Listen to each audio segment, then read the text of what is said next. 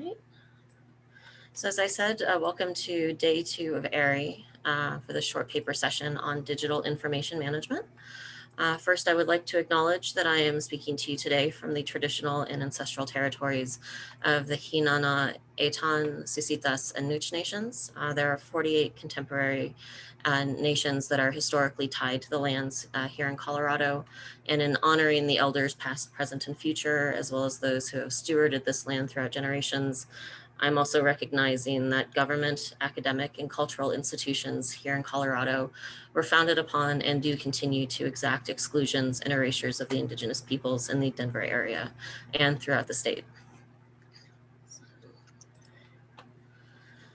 Now, as we go on with today, each presenter is going to give their particular presentation, and then we will have about 15 minutes at the end of the hour for questions. So please feel free to submit your questions via chat during the presentations.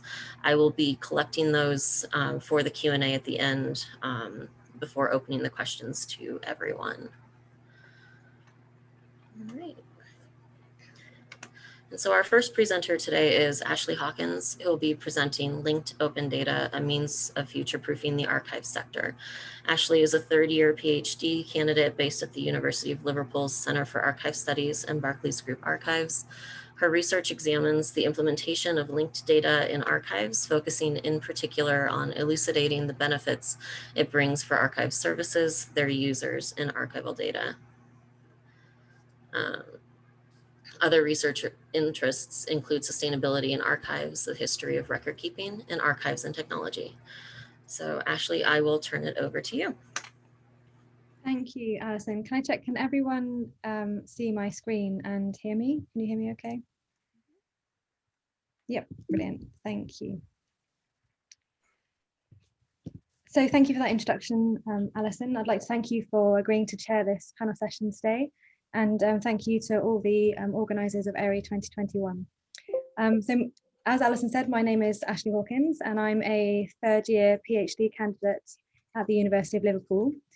The paper I'm going to present today is drawn from my PhD research, and it's a couple of things that I've been thinking through recently. So firstly, linked data has been explored as a method of publishing and increasing access to archival data for over a decade. A growing number of case studies demonstrate organizations' ability to make both archival metadata and the contents of records available as linked data. And some of these studies have articulated various benefits of this approach. Scholarly assessment of archival linked data was provided by Karen F. Gracie in her analysis of the opportunities and challenges of implementing linked data, and in a scholarly overview of early trends in archival linked data practice by Jin-Fang Niu. Recent large-scale projects, such as the International Council on Archives development of the Records in Context Ontology, or RICO, a linked data compatible rendering of the new archival descriptive standard. Here in the UK, the Towards a National Collection project to virtually unify UK GLAM collections. Europeana's linked data web service, through which all Europeana datasets can be accessed as linked data, and the OCLC's series of linked data research projects, all provide evidence of the burgeoning of investment in the tools and infrastructure necessary for a real upsurge in archival linked data. Despite this growing interest, however, archival linked data remains under-examined. As a relatively new technology, there is perhaps understandably a heavy emphasis on the technical aspects or the how of archival linked data, but little consideration of the why, or how it benefits archives, their stakeholders and users. And this is the focus of my research. Before I proceed with the rest of my paper, I must note that today I am using the term linked data to refer collectively to linked data that is published under an open license, i.e. linked open data, and linked data that is made available with certain access or license restrictions. Both types of linked data bring benefits to the archive sector, as even though from a number of perspectives, making archival data available without restrictions as linked open data is preferable, for many of the collections, this would not be appropriate due to issues of sensitivity, confidentiality, data protection, and intellectual property rights. The research findings discussed in this work in progress paper, as I mentioned, are a subset of broader PhD research into the use of linked data in a business archive setting, as part of a project funded under the UK Arts and Humanities Research Council's Collaborative Doctoral Award Scheme. One of the objectives of the PhD was to develop a comprehensive and evidence-based record of the benefits of archival linked data, given the lack of such noted previously. For this, I adopted a constructivist grounded theory approach to analyse a corpus of, to date, 94 sources of literature, including scholarly, case study, and project-related grey literature relating to linked data in the fields of archive studies, records management, library and information studies, and a few other related fields. The results of this analysis were then triangulated using a virtual focus group early in 2021 with UK banking and financial services archivists. This process resulted in the identification of over 300 individual instances of benefit, including what linked data is capable of and what this enables archives to do or make possible as a result. I examined and categorized these to form the properties of 15 benefits, each of which is supported by evidence drawn from the literature examined. These were further interrogated to construct the 3 areas of benefit of linked data for archives of empowering users, enhancing archival data, and future-proofing the archive sector. It is this final area of benefit which is the focus of my paper today. In the time remaining, I will detail the 3 components of future-proofing the archive sector. I will then reflect on what it might even mean to future-proof the archive sector and conclude by outlining some future research directions. Firstly, linked data expands the profile of the archive sector in 3 key ways: raising awareness of what archives offer, both individually and of the archive sector as a whole, encouraging collaboration between institutions, and expanding their role. Linked data raises the awareness of archival data by making it more widely and easily accessible, thus increasing the number and variety of users who can both knowingly and unknowingly access it. As archives are viewed as trusted sources of data, increasing the exposure of archival data can raise the profile and indeed value of individual archives within society more generally. A key benefit of implementing linked data is that it extends collaboration and exchange of data between individual archive services, which is of benefit to the entire sector. It helps to break down barriers between cultural institutions and builds connections with other professional sectors and academic fields. Indeed, collaboration with technologists, researchers, end users, and other stakeholders is essential in the development of linked data datasets, web services, and user interfaces, enabling archives to capitalize on the expertise of others and encouraging interdisciplinary and collaborative working practices. A final aspect of the benefit of an expanded profile is that the role of archives is extended by moving further into the realms of data interpretation and enhancement. This can include through submitting data to additional interpretation and interrogation activities, such as named entity recognition, natural language processing, and data or text mining. Other common approaches include actively seeking out external data with which to enhance archival data, manually adding further descriptive, contextual, and authority data from internal administrative data not previously publicly available, and creating additional interpretation and analysis tools for users, such as visualization tools for network analysis and topic map analysis. Improving archival processes was one of the most commonly cited benefits of linked data for archives in the literature, and is mainly due to the ability of linked data to improve the effectiveness of information retrieval processes and increase the comprehensiveness of archival linked datasets. Archival processes are also improved through the incorporation of best practices from other sectors, publishing and consuming data as linked data, as well as alignment with semantic web standards, schemas, and vocabularies. Reducing the cost of labor-intensive archival processes has been demonstrated by a number of case studies, in particular with regards to reductions to the cost of cataloguing due to the decentralization of resource description.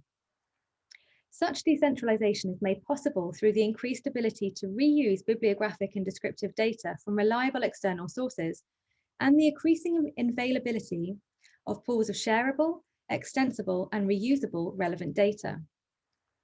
Additionally, due to the increased efficiency in cataloguing and increased automation of authority control, information professionals would be able to focus more on creating richer descriptions of their resources. Improvements in data management, including data curation, control, and preservation, was another commonly cited benefit. For example, linked data models enable more control over archival data, ensure ease of maintenance, and make the management of knowledge more scalable. The availability of more precise data facilitates effective data management, which can improve internal processes and business transactions, simplify the process of responding to freedom of information requests, and improve decision-making on the closure of records. Furthermore, the increased availability of usage data enables archives to identify usage patterns and tailor service provision accordingly, as well as to incorporate user interactions with data into the dataset. Finally is ensuring future sustainability. The definition of the term sustainability used here draws on 3 components of the UNESCO Indicators for Sustainable Preservation, released in draft form earlier this year. These include the ability to support multiple stakeholders, adapt to changes, and be long-term oriented. Key to the ability of linked data to ensure the future sustainability of archival data is the concept of reuse. This includes the reuse of data in endless, unexpected, and unimaginable ways, as well as the reusability of data models, which can also be changed and updated easily, extending the life cycle of archival resources and archival descriptive data considerably. Relating to the previous benefit, the ability to reuse data benefits archives who are able to save cataloging time and expenditure and avoid unnecessary data duplication. Furthermore, linked data's ability to be reused for new services, both within the institution and externally, increases the impact of archival resources. A second strand of discussion centers around the ability of linked data to meet the needs of users, both current and future. This is especially as a result of linked data enabling multiple applications and search tools to be built above a single dataset, thus supporting the ability to accommodate the needs of multiple types of users who can also themselves develop custom-built tools to fulfill their own purposes. Furthermore, as technology develops, it will be feasible to meet the needs of users of the future wishing to engage with archival data in ways not currently possible without having to develop new datasets and data models.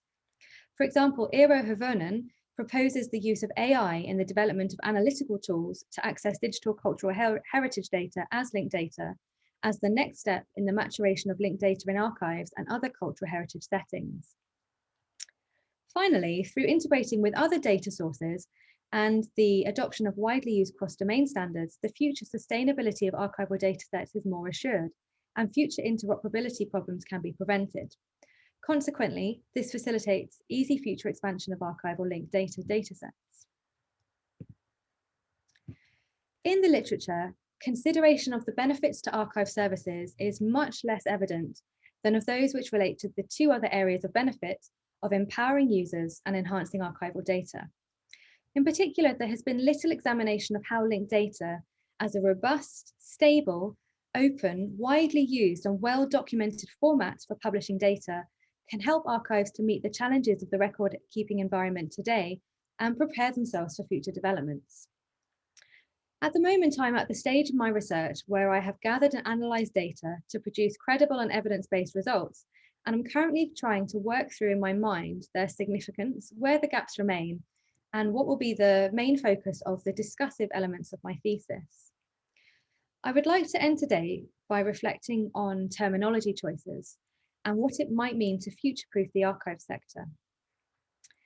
The constructivist grounded theory approach to data analysis has led to the construction of results which are firmly rooted in evidence from the literature, but which are also interpretative and subjective.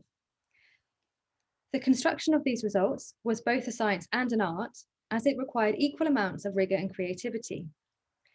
Whereas the more than 300 properties identified maintained the language of the original authors through the use of in vivo codes, as did the 15 benefits as much as possible, construction of the 3 areas of benefit reflects my own interpretation of the data.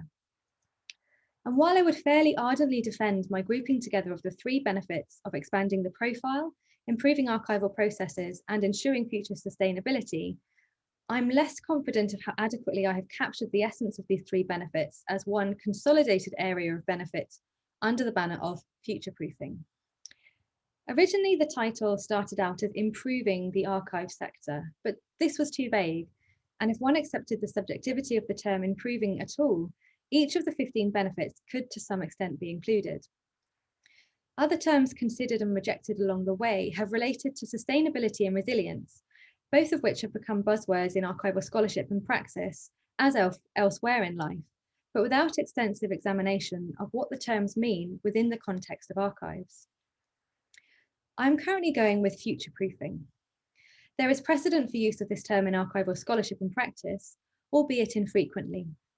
For example, the State Records of New South Wales future-proofing project, which ran in the early 2000s, developed strategies for ensuring the long-term accessibility of technology-dependent records. Drawing upon this project in 2017, Frank Upward presents the concept of future-proofing as an integral part of the archival endeavour. From Upward's chapter in Researching the Archival Multiverse, I quote, "The aim in records continuum approaches is to use the processes of record keeping to future-proof ourselves and our communities," end quote. The IFI Irish Film Archive also adopted the term when discussing their transition to digital.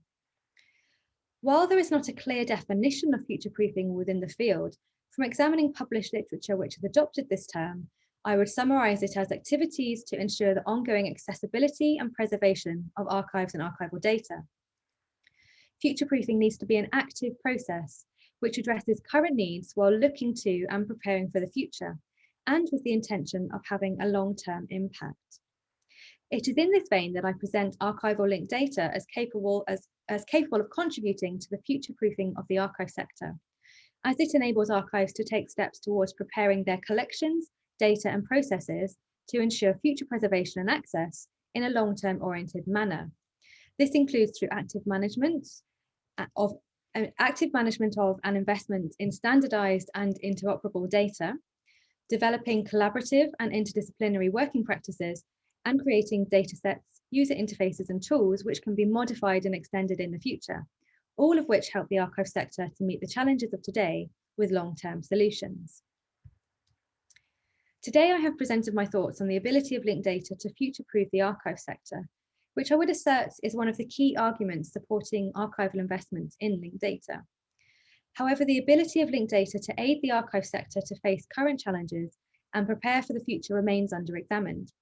Perhaps it is only with the passage of time that evidence will begin to emerge to retrospectively demonstrate how linked data can, and perhaps has, prepared archives for the future. However, numerous case studies to date document linked data's ability to overcome current challenges faced in the digital environment. In future, further evidence may be found in the incorporation of linked data into the workflows for appraising, processing, preserving, and providing access to born digital archives in conjunction with AI techniques. I'm going to leave my presentation here for today, and I look forward to your questions and comments. As you can see, my research is far from complete. Future research will include detailed interrogation of the 3 areas of benefit identified through data analysis, and the further development of an evaluation model of the benefits of linked data for archives included in its alpha version earlier in my presentation. Thank you very much for listening, everyone.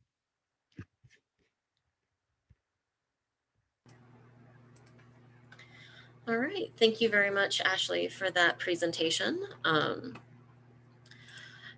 As we said, we will be holding all questions to the end. So thank you very much for the questions that are being posted in chat. And up next, actually, just give me 1 second. Let me stop the recording.